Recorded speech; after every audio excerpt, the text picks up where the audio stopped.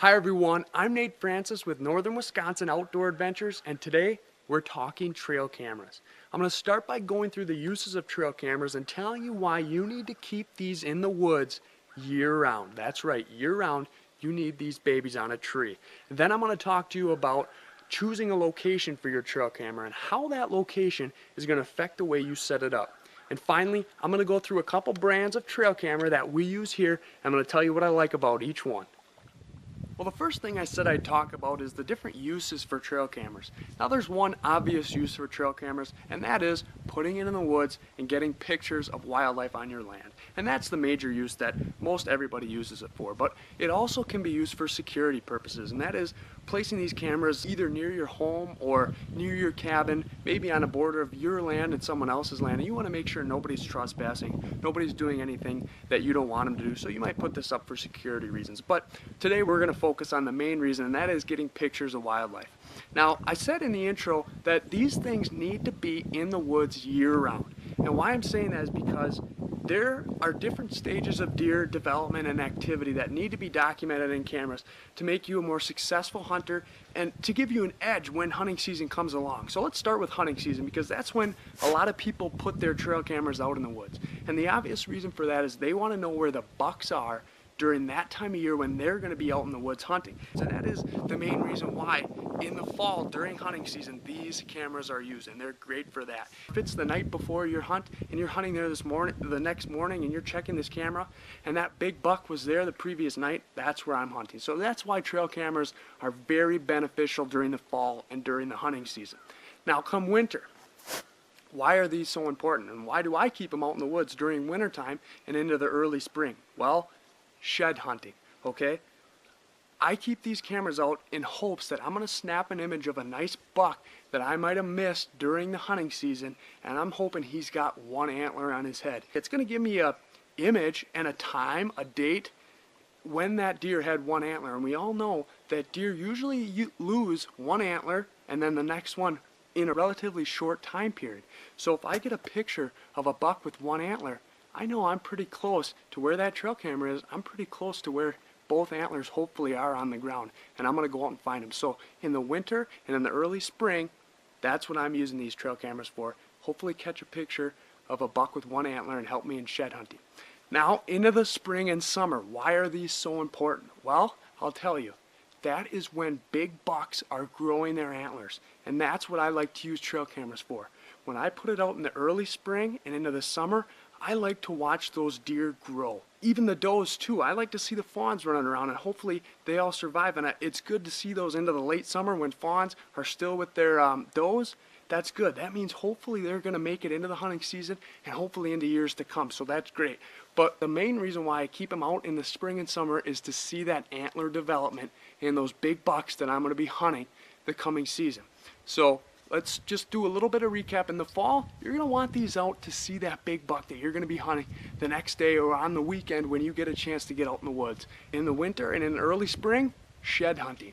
And in the spring and summer, watching those big bucks grow and getting your hopes up for that upcoming deer hunting season.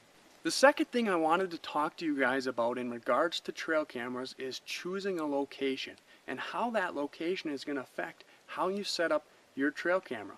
Whether or not you set it for a short time interval in between pictures or a long one, or whether or not you set it for pictures or video, because a lot of new trail cameras come with both. You can set it for pictures or to take video. Now the two main areas I'm going to be talking about are open areas and trails. And I'm going to start with open areas. Now you could come across open areas if you have food plots, or maybe there's a field bordering a woods or a forest. And those are great spots for a trail camera. But that's going to affect how you set it up. Now, we usually have food plots, and that's our open areas that we like to put trail cameras on. So a deer is going to walk in front and hopefully stay in front of the camera more than just walking through.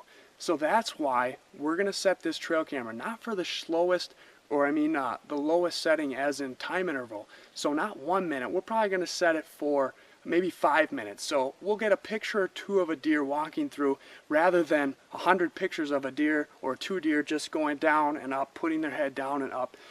You don't need that. So if you put something out in front too, such as an attractant in an open area, you're going to want to set the time interval to a longer time so you don't just get a bunch of pictures of a deer putting its head up and down.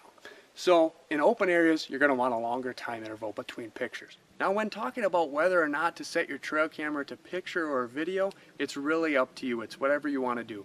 But in my opinion, when I'm talking about open areas such as food plots, I'm going to set it to pictures. And this is why. Because if I have a food plot in front or an open area where I put down some attractant, I'd rather just have a picture rather than a video of a deer just putting its head up and down and eating whatever I put out, or if it's a food plot, eating what's planted. So in an open area, I'm going to go with pictures. The second location that I'm going to talk to you guys about is a trail. And that's a great spot to put a trail camera, just as good as open areas or food plots, because trails, obvious, that's where deer are moving through the woods, and that's where they're going to be. You know that you're going to get pictures of a deer there because that's where they're walking. Now, in regards to time interval, what should you do with a trail camera that's set up on a trail?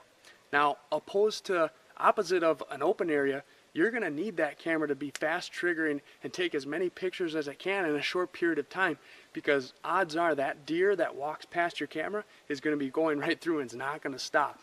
So you're going to want to set this to the lower setting or the shortest setting, maybe a minute, 30 seconds, who knows. Depends on how thick the terrain is where your trail goes through. So you're going to want a short time interval for trails.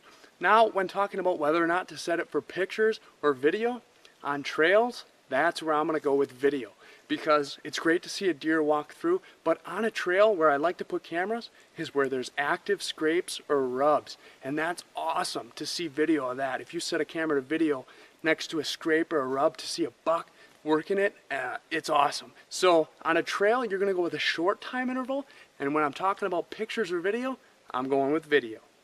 The last thing I wanted to say about trail cameras is that there's a lot of brands out there and they all have pros and cons. So I wanted to go through a couple of the trail cameras we use and just say what I like about them. So this is a Moultrie trail camera. This is the one I had in my hand so far in the video, and these cameras are great. They're nice and compact.